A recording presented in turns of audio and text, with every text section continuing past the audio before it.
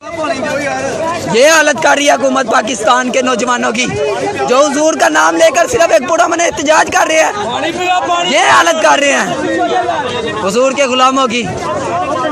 फिर अगर कहते हैं कि जी शीशे टूट गए, ये हालत हमारी कर रहे हो तुम लोग बेगैरत हुकूमत। ये हालत हो चुकी है हमारे इस कारकुन की। सीधा करो इनको।